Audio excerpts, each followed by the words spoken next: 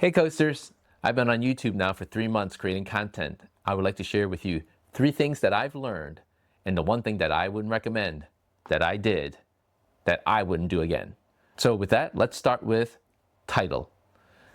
I watch YouTube instructors and also read it on Reddit to keep your titles anywhere between 5 to 8 words long. That's it. It's easier said than done. That seems to be the formula. I struggle with it because I feel like I got to cram everything to tell you what this video is about. It's quite the opposite.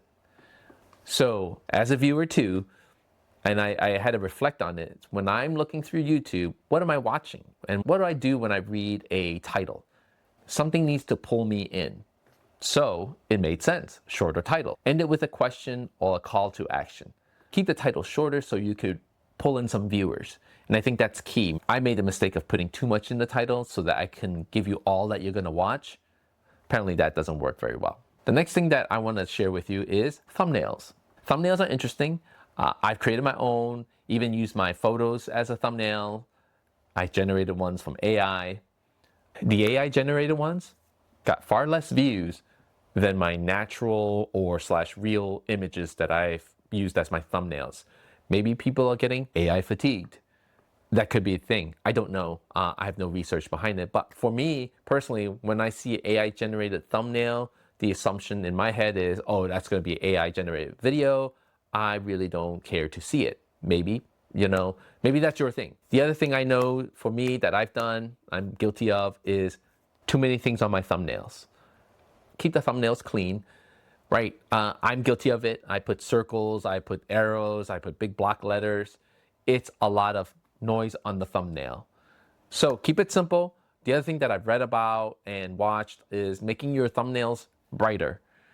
This might help. I'm going to start trying that to see what it does, and I'll report back to you in the next couple of months and see if that even helps. The next thing that I want to talk about is scripts.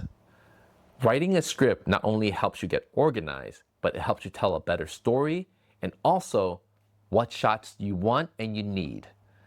For example, the first video I ever made took me 2 days to make for 2 minutes. And I didn't have a script because in my head, I've been in IT for over 25 years. I've given presentations, I've done public speaking, and I've talked to people. This should be easy. Well, it isn't.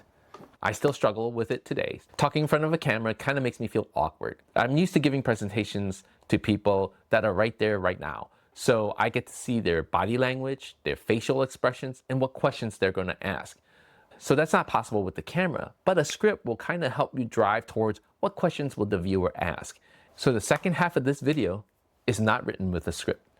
I'm pushing myself to see if I can do a video without writing a script. Now, I've been shooting for maybe 2 hours now on the second part.